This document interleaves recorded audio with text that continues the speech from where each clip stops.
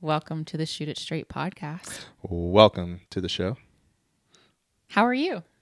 Oh, is this your new thing? You're going to start asking me how I am? Because Yeah. I posted in the show notes last time. Erika asked me the nicest question she's ever asked me a couple episodes ago. So I am doing great. Thank you for asking. How are you, my dear? It's like one of those things where you should just take, like when you take the compliment, like say thank you. And then if someone asks you how you are, you should answer authentically.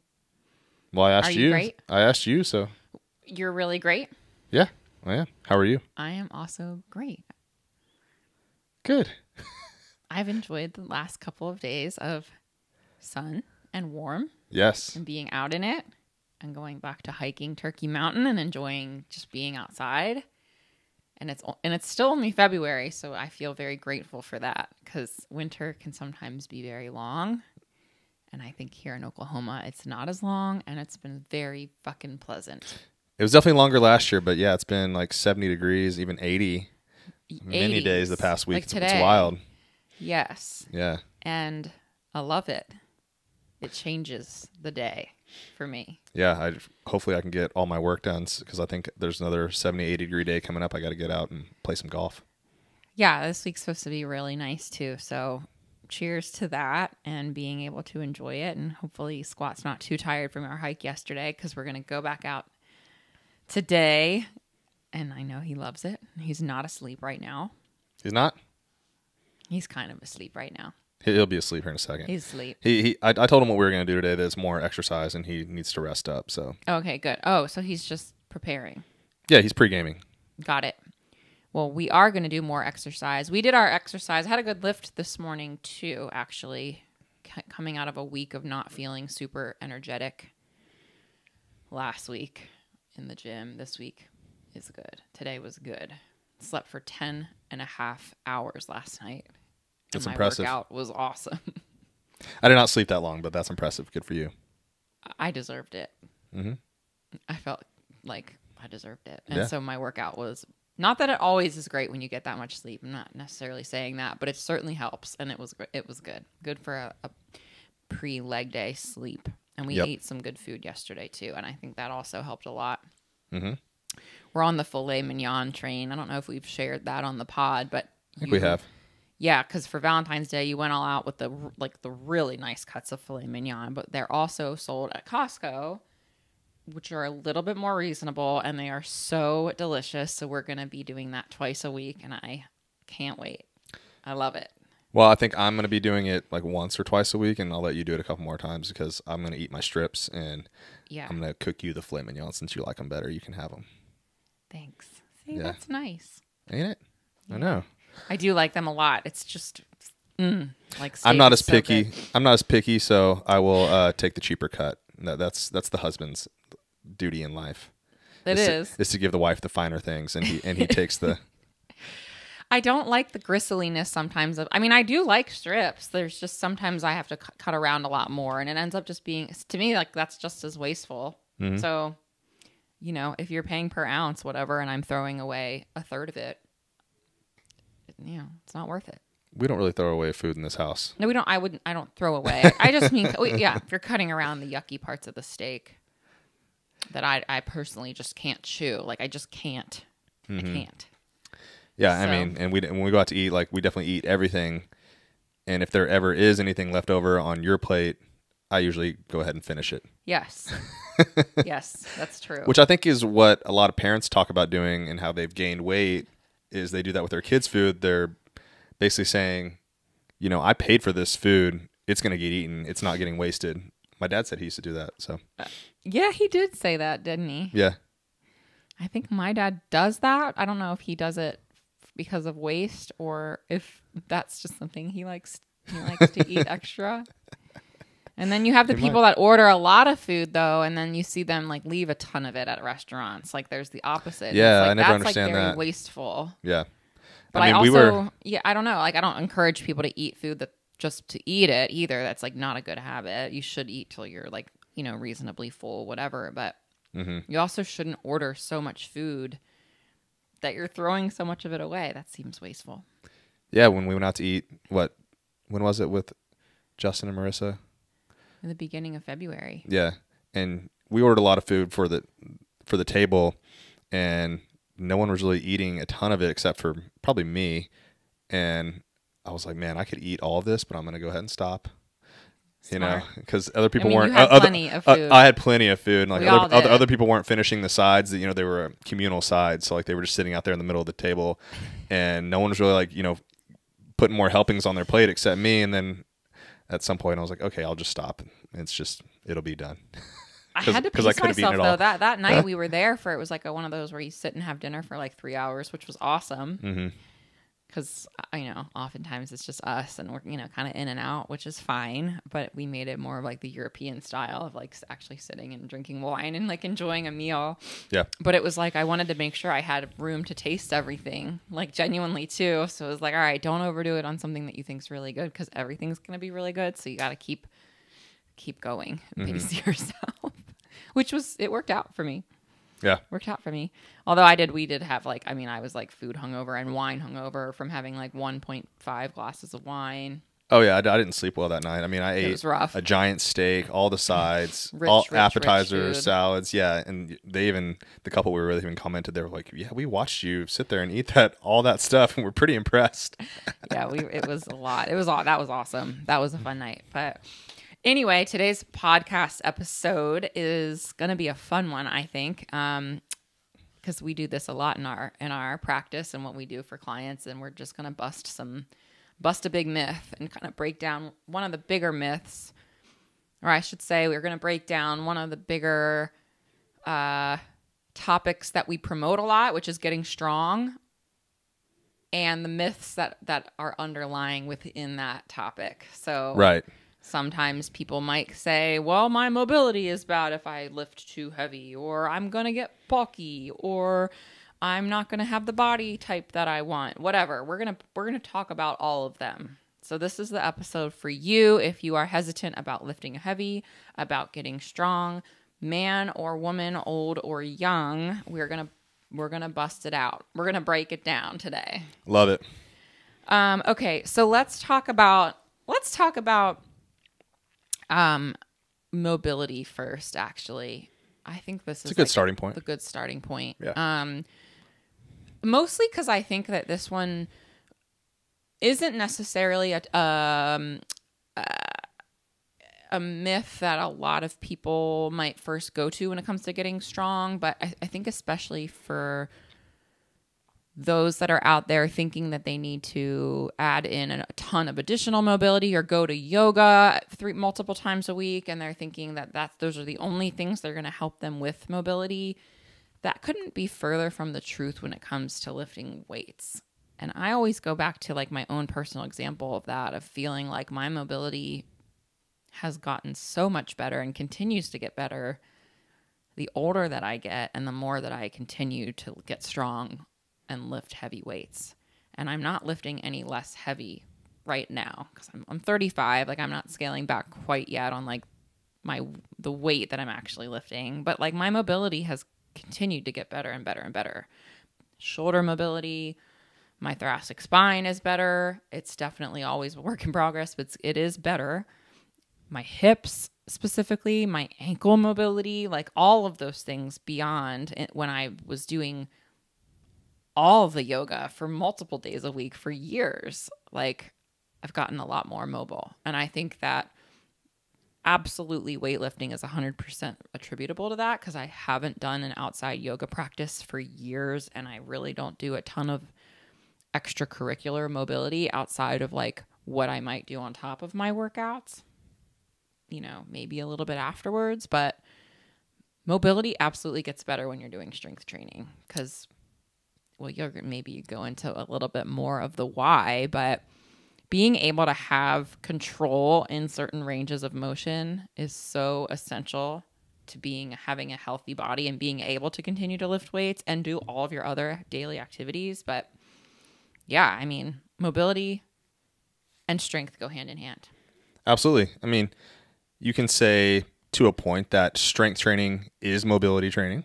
Yeah. If you take a exercise through its entire range of motion under control with weight and progressively overloading that is a form of mobility training.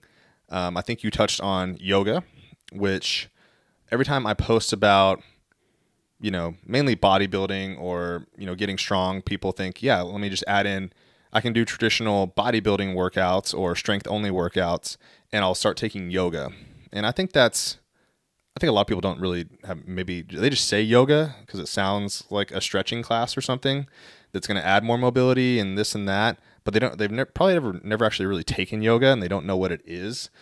But I recently did a podcast with Dr. Kyle Richmond, who I think is becoming known as like the mobility guy there's a lot of them, but he's becoming known as a mobility guy. And he would tell me that he has yoga, people that do yoga instructors, I believe, come to his practice and they have no mobility because they don't have any strength through those ranges of motion, which is what mobility is. So mobility and flexibility kind of get tossed around together. Pretty much they're little two separate things, and I don't really want to go into defining them just because I don't need to. But I think that's what people get confused on. So yeah, strength training through the full range of motion is absolutely going to help your mobility. For example, when I'm out on the golf course and I get down and read a putt, I usually just go into a deep squat. That's easy for me. I don't need to bend at my knees or hinge back on my hips. I don't need to do the Brooks Koepka, kick my leg out. I can just go down into a full deep squat and read my putt. And people have asked me before, what stretches do you do to be able to do that? And I tell them, I just do this with a weight in my hands. I do a squat pattern, barbell on my back, hold it, a goblet, whatever. I just do this with weight for reps, and I can do it, sit down here and read my putt and do it. So absolutely, you can gain more mobility the stronger you get. Well, you also just came out of a cycle with Lift Heavy Swing Fast of doing the pauses at the bottom, pause squats and things like that. And like that is the best test, I think, of like mobility. Yes, strength too. Like it's so hard and so challenging. But if you can actually stop your shit at the bottom and hold it and then like creep up an inch too, like, dude, that's like next level shit. Seriously. And that's really what mobility is all about, is like, what are you able to do at these like, full ranges of motion with control and actually feel your muscles. I'll talk about yoga for 1 second, then we'll move on to like the next kind of subtopic. But one thing that we would see, and you can see this too in weight training and strength training with clients, is people dumping into their weights, into their joints, excuse me. So when we said the expression like don't dump into your joints, you could see someone like holding a lunge, for example, or like a warrior pose or whatever in yoga, and you could just see them just sitting in their hips, not feeling a thing. You can see that. Typically it's like a hyper flexible person or a dancer type body where you can just tell they're very, very flexible. So their joints can kind of do lots of crazy ranges of motion, but they're not engaging their muscles at all. They're just kind of sitting. Or like same thing even with like knees, you can kind of just like sit in your joints and not engage like your hamstrings and your quads and the things that actually burn and hurt. It's like a lot easier to just, it's like when people go to a bottom of the squat and they almost go too low at the bottom and they're just sitting there. They're just hanging out in like their knee joints because they're not engaging their muscles. And that's also what can get people in big trouble when they start overloading themselves in those ranges of motion and they do put too much stress on their joints because their muscles around the joints are not strong enough. Right. So, yeah, I mean, hanging out in the very bottom of a squat versus coming up just by a couple inches is drastically different. So yeah, that's a very good point. I mean, almost like, you see the baseball catchers with the pads on the back of their calves. Because they can kind of just sit there. They can sit there for a long time. Yes, they're obviously not holding they're strong as shit too. Oh yeah, but for sure. Like they're not sitting there like doing an isometric hold at the bottom, also catching baseballs, at 100 miles an hour. Yeah. That would be ridiculous. Yeah, that's a really good point. So, and I always like to tell people too is, one of the big differences between like just flexibility, like being able to like reach down and grab your toes versus like taking a hinge or a deadlift through that full range of motion is like I wouldn't call that owning the position. Just because you can get there and hang out there, if you don't have any strength there, you don't own it. Yes. So that's what I used to like tell people to do. Yes. Yeah, totally. Okay, cool. So that's a good one. Mobility for strength training. Let's get rid of that myth because there is... Go ahead. Well, I think there's also people look at a bodybuilder and think they must be not mobile, right? Because they can't like scratch their back or they can't put on a jacket or something. That's to a very, very far extreme, and they're not actually actually lack mobility because of that. They just lack mobility because they're so big that their muscles interfere with movement. Yeah, they just like run into each other. Yeah, and like your soft tissue just gets so big where it, you know, creates a traffic jam in your body. Yeah. 99.999% of people will never ever get close to doing that. Right. Yeah, and the really good bodybuilders, like they're mobile because they get into their muscles that they want to get into, and all the different angles and all the funky. Well, yes, the ones that are gigantoid. Yeah, and they're just giant. We had Dr. Jeff on here, and like he talked about all the things he does because you actually need really good ranges of motion to hit certain poses. Like you need to be able to externally rotate your shoulder to do, I don't know the names of their poses, double bicep or their lat spread or whatever it is that they do. They need to be very mobile so they can hit these poses that look good. Mm-hmm. So, yes. It's wild. Yeah. Totally different game than what we're talking about today. But I think that's one optic people have is they think strong, which will probably lead into one of our next things. One of our other myths. Like they think strong, lift heavy weights, get massive like a bodybuilder. I want to talk about getting bulky since it seems like we're rolling into that one a little bit. Yeah, we did just talk about giant bodybuilders. Okay, so like that's who comes to mind still to this day when we think of strength training, because that's kind of where it all started back in the early days of lifting weights, was like very much bodybuilding specifically is why people lifted weights. The Arnolds of the world, whatever.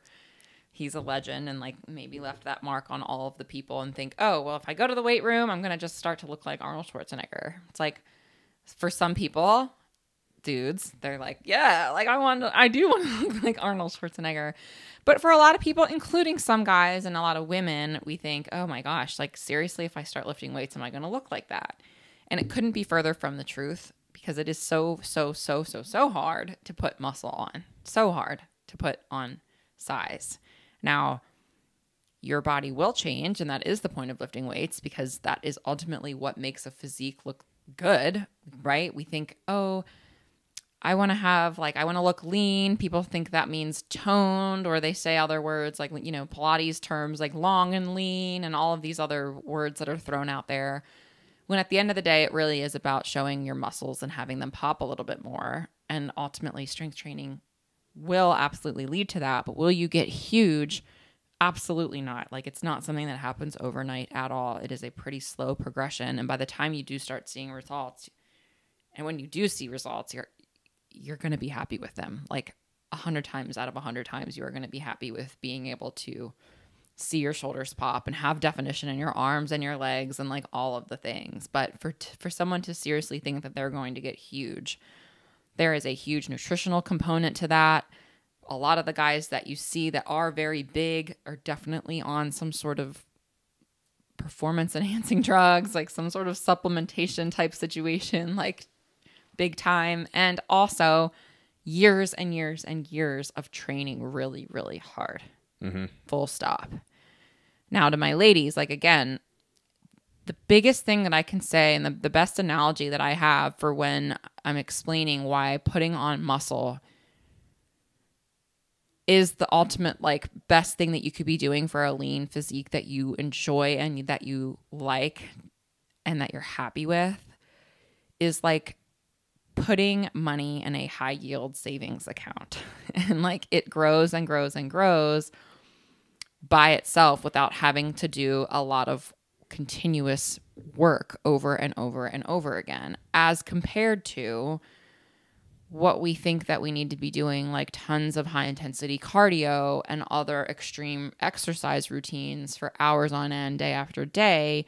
You can get away with strength training 2 to 3 times a week for the rest of your life and building and maintaining a really good physique, because when you put muscle on your body, it's going to increase your metabolism. Having more muscle means that you have expensive tissue that your body actually doesn't really want to keep around, because like physiologically as humans, we adapted with not a lot of food and having to like hunt and gather our food and all the things. So that's why our bodies do tend to like want to hold on to body fat and those types of things, because for a really long time we did not have access to food resources. Now it's the opposite, right? And so when we put muscle on our body, it's expensive tissue that burns more calories. And so it keeps you looking lean. It keeps your metabolism revving up. It keeps you, and which is good. You want to have a good, healthy appetite, all of the things, right?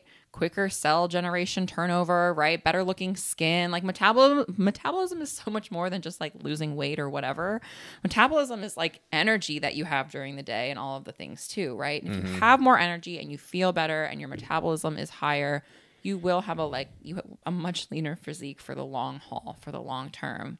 Instead of constantly having to, well, I've running 2 miles got me to a certain body type, but now my body adapted to that after a couple weeks. So now I have to run 3, and now I have to run 4, and now I have to run 10 a week, and now I have to run 20 a week, and now I have to add on cycling. Oh shit. And you just have to keep doing that until you burn out, and then you stop and start and stop and start again, and you're not building any muscle, and you're just fighting the whole like calories in, calories out game with cardio. It's a lost battle. What happens when you're injured? What happens when you're sick? What happens when you can't keep up with your exercise routine and your cardio like obsession and your steps every day? It ends eventually and you can't keep up with it much longer. Right. Putting muscle on your body keeps you leaner and does not necessarily make you bulky unless your intention is to be a bodybuilder, giant man, eat all the food and take the drugs to get giant. Full stop. 100%. All right, I'm going to talk about 2 experiences. One is my personal experience and what I've done to my body over the years to try to get big. And 2 is my experience training people. Yes. So let me start with my experience. So when I was younger, I got bullied a little bit, so I wanted to be bigger because I was a small kid. I was, I'm only 5'7" today. 5'6". 5'6" and a quarter. Let's take it back to when I was 14 years old. I was shorter than that. So I was a shorter kid and I was a relatively skinny kid. So I think I was, because I started doing weightlifting and I remember I weighed under 120 pounds. Granted, I was like 14, 15 years old. So anyways, I wanted to get bigger. And so over the course of my high school life, I would literally force feed myself. I mean, I would eat chicken and swallow it down with water just because I was not hungry. I did not want to eat it.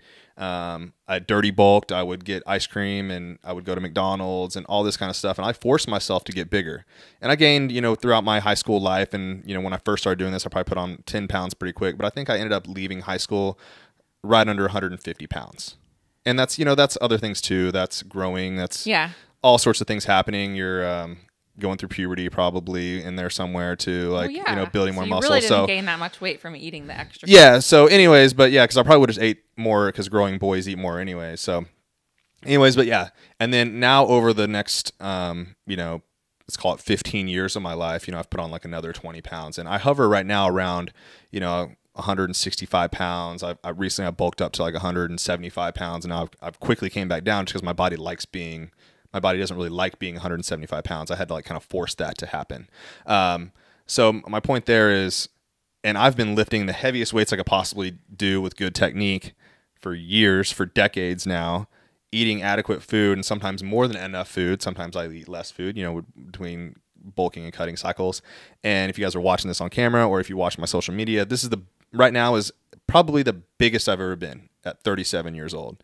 And if I stood next to Dr. Jeff, who we had on here, I would look like a skinny little kid again.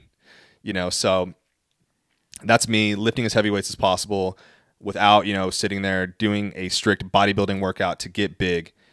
And it just doesn't happen. Even though I want to be bigger. I think being big is cool. I'm not afraid. I would love to be big and bulky. It's just, this is what I've got. So that's my experience. Now I'm going to talk about when I train people. So as a professional personal trainer, I have never once put someone through a bodybuilding program just because the average person doesn't want to be a bodybuilder. Yet most people still default to doing a bodybuilding type split because that's all they know. That's what's out there, right? A lot of people still talk about doing that. But when you actually hire a personal trainer, most of them are not going to train you like a bodybuilder unless you hire a bodybuilding coach to train you to be a bodybuilder. So, you're talking about seeing people 2-3 times a week. Those are going to be total body workouts or maybe push-pull legs or something like that, just to break it up a little bit more. But total body workouts. And never once in my 12 years as a professional personal trainer did anyone ever say, Cody, I'm getting too big doing these workouts. Yeah, not once, not never. I've had guys still say, I want to get bigger, I want to get bigger, I want to get stronger, and we're progressively getting there. It just takes a long, long time. But yeah, never once lifting heavy weights. And I'm talking, I get people and I'm supervising them, or, you know, they're doing my programming and we're progressively overloading. Technique looks good. People upload their form checks and things like that. Everything looks good. We're slowly progressing. And still to this day, no one lift heavy swing fast has ever said, hey, I'm getting too big. It's never happened. So for someone to actually do the work, and I think that people think that they're, you know, getting bigger, and the only times that that's happens is if they're still not getting their diet in check and they're putting on more body fat too. Yes. And yes, then now, yeah, you are, that too. yeah, you're just, yeah, you are getting bigger, but it's not because of the muscle. Muscle is lean. Your body fat takes up more space. Like, you know, the old saying, a muscle weighs more than fat. Well, no, a pound of anything weighs a pound. It's just that if you took it like a really good visual here, it'd be like a pound of muscle would look, let's call it a brick, and a pound of fat is like a pound of feathers, right? Like it's just going to take up more space. So it's going to look bigger, and that's probably not what you're going for, but that's what's happening. So if you were to get lean and add on muscle, it's going to look pretty lean. It's not going to look as big as you think it would look. Yes. And then you get a lot of people, once they get into this and they kind of get into what I would say, and I've had this happen before, where that person starts to look like, they kind of started pointing at someone, say, you know, I would never want to look like that. But then as they get more into it and they start feeling really good and they start kind of changing their perception of it, then they're like, hey, you know what? Actually, I do kind of want to look a little closer to that. I would like to, you know, because I love the way I feel. I love that people are commenting. They notice that I look better. Like I want to keep going. That's happened a few times. And then like, yeah, I actually do want to look like that. But yeah, no one says I'm too bulky ever. I love that you brought that up. I wanted to literally touch on that exact point, and I'll just give the female's perspective, which some of those clients that you spoke of might have been your female clients too. But that is exactly right. Like when we hear,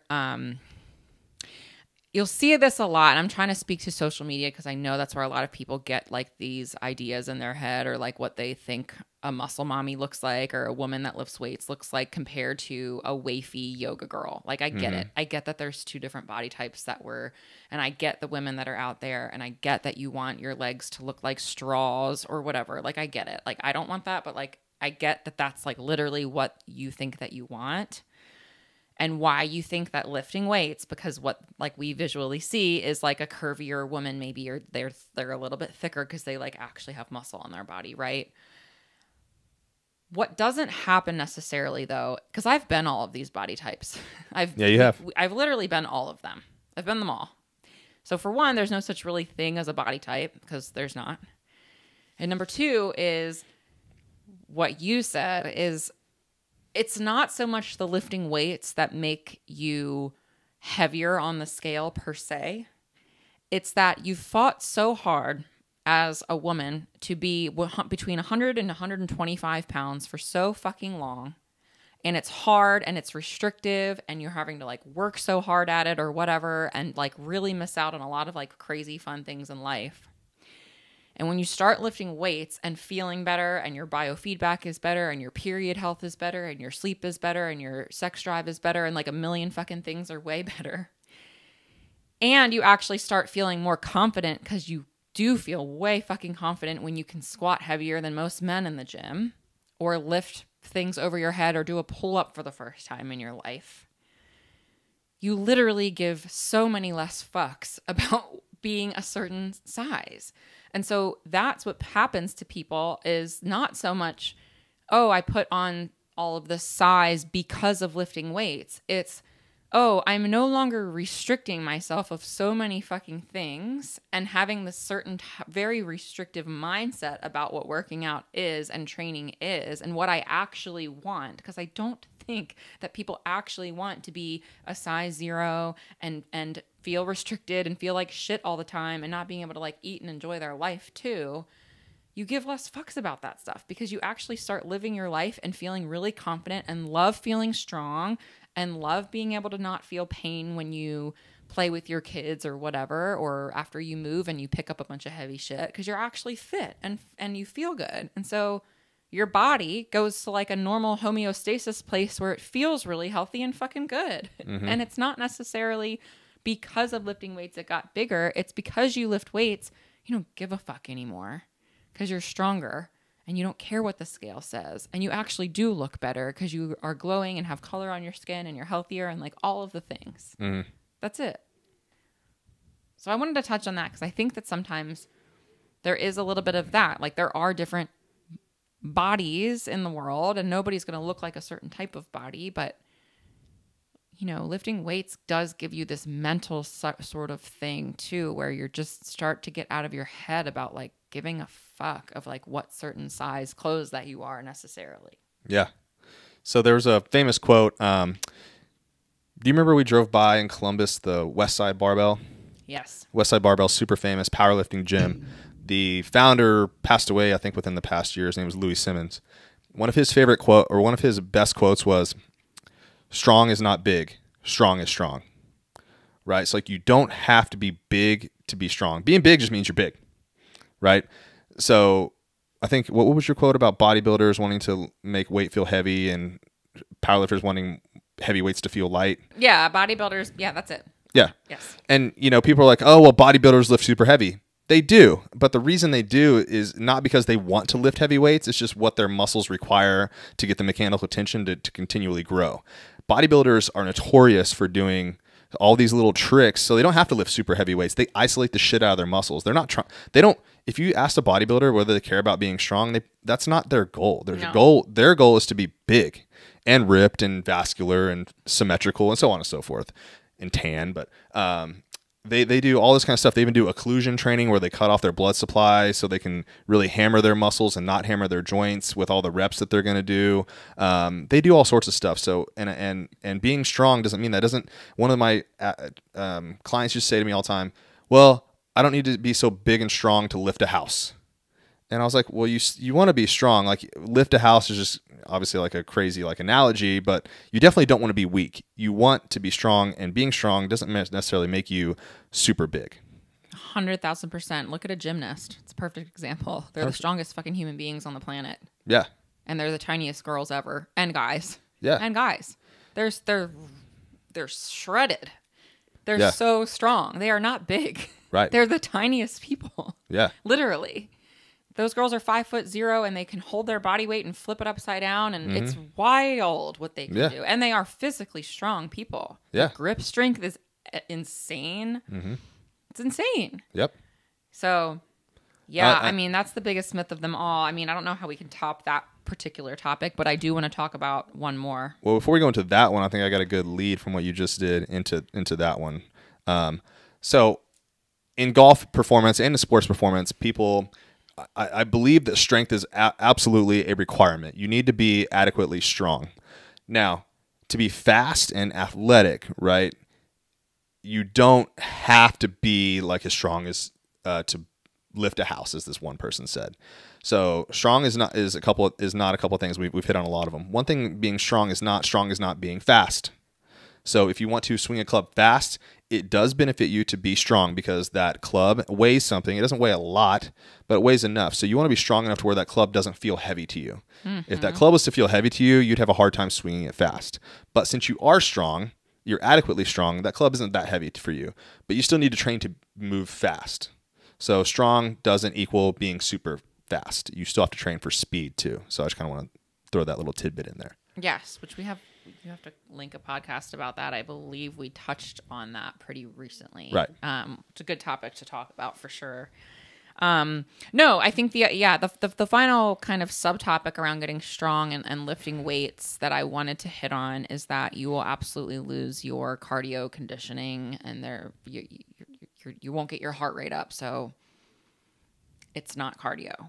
And it's like, well, yes, you actually absolutely do get your heart rate up if you've ever used a wearable or whatever, or if you take your pulse immediately after doing a heavy set of whatever, and you're not out of breath a little bit, or you don't feel your heart elevated, then you're doing something extremely wrong, or you're just super in shape. I don't know. I've been in the most awesome cardio shape of doing like actual cardio training, and still lifting weights is fucking challenging as fuck. It's hard, and it makes your heart rate go up. So. Right. Do you lose your cardio when you're doing, lifting weights? Like the simple answer is no, you don't.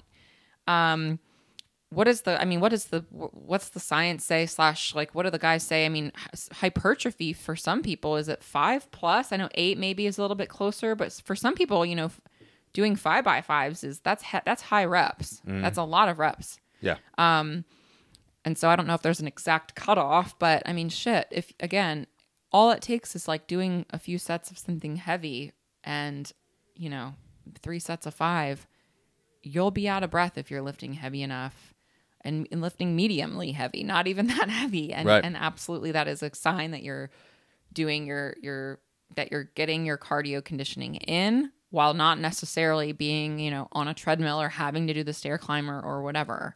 Now, am I saying you absolutely like don't need to be doing any cardio outside of weight training? No, but we oftentimes say for a lot of people, and I will die on this hill, I believe that walking is the best thing that you could be doing for yourself. It's accessible. You don't get too sweaty doing it typically, like unless you're out in the middle of Oklahoma in August going outside. And why that's important is like you can fit it in between your lunch breaks at work, and you can get in your steps while you're, you know, like in the office or, you know, before you drop off your kids at school, like whatever. It's just an easy way to get movement in. You're getting your heart rate again is elevated when you're walking. And it's something that we're able to do. That's very safe for the majority of people and gets you on your feet. And we're very sedentary. So doing something like that is so much better than doing 0 things. But yeah, back to weightlifting. I think that it's definitely a cardio, you know, you're definitely getting in a lot of conditioning work just by lifting heavy weights. Without question. Well, especially when you do compound lifts and mainly if you're up on your feet. If you are sitting or lying, which I always tell people, if you spend most of your day, your average day, sitting at a desk or whatever it is, if you're a driver, if you spend a lot of time sitting, I think you should try to get up as much in your workout as possible. I wouldn't recommend you sit down on a bunch of machines. Yeah. Such a good point. I would get up and get moving around, and you'll notice a huge difference in your heart rate versus like lying flat and doing a bench press versus like doing a push-up or standing up and doing an overhead press or a squat or a deadlift. Yes. And I think one of the biggest things that gets my heart rate jacked is the sled push. Oh, gosh. And I'm not talking about spending like a long time doing a sled push. If you load up a decently heavy sled push and maybe you take 10 to 20 steps, your heart rate gets jacked. And that probably wouldn't fall under the bucket of typical cardio, but dude, it is. But yeah, a lot of the stuff will get your heart rate. I mean, if you do a set of 8 squats, I mean, even 5 squats, like you said, rows, like, you know, stuff like that. I mean, yeah, if you stand there and do a bunch of bicep curls only, probably not gonna get your heart rate jacked up that much. But if you do a compound lift, you're gonna feel different. Yeah, and for people that are, you know, compound, you know, we're talking squats, deadlifts, overhead press, pull-ups. Yeah.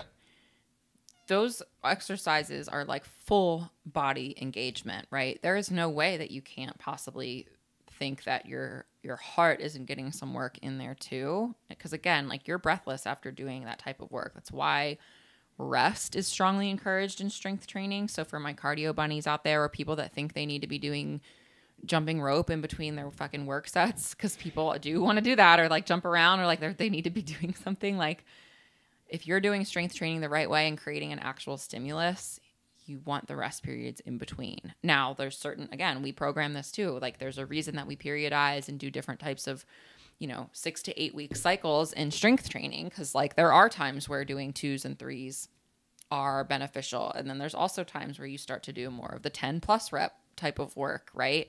For muscular endurance or for, again, like getting a little bit more of like your heart rate, you know, like what is a metabolite cycle is like the term or whatever, to just get that piece of like being able to strength train under a little bit of fatigue and pressure. There's some benefits, of course, to that too. But yeah, I mean, for people that are trying to run a marathon, like no, like strength training, okay, exclusively isn't going to get you there. Like that's not what we're saying. But for what you need for like true longevity and health, you don't really need to be doing like a ton of extra cardio conditioning work really of any kind unless you genuinely like want to be doing it. You don't need to do a lot of it.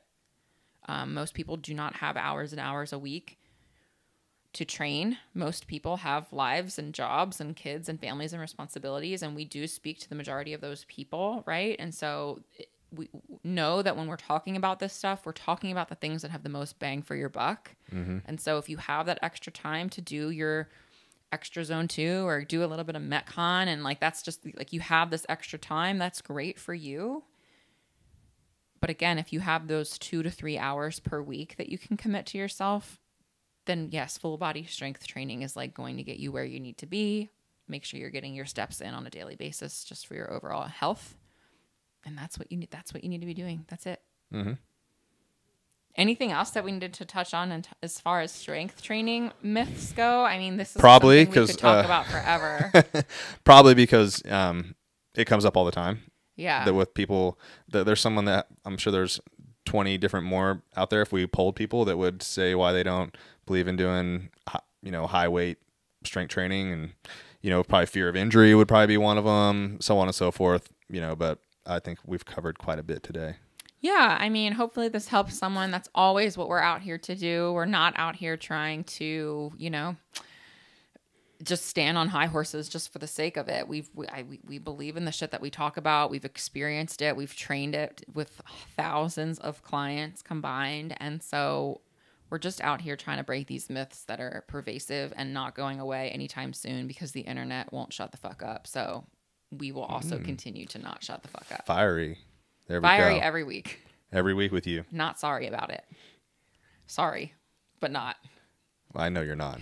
You don't need to try to fool the people out there because I know you well enough. Okay, cool. Well, if you are looking for a badass program, that is literally what we do. Please head to codywescottgolf.com/links to find all of that good stuff. We have free trials. We've got free downloads. Get on our email list too. We have some really cool things coming up for in-season. Spring is upon us. It is time for us to roll into in-season training with our Lift Heavy Swing Fast program, which is going to be a lot of fun. And yeah, I think that's it for us this week, and we'll talk to you guys soon. That'll do it. Thanks, guys.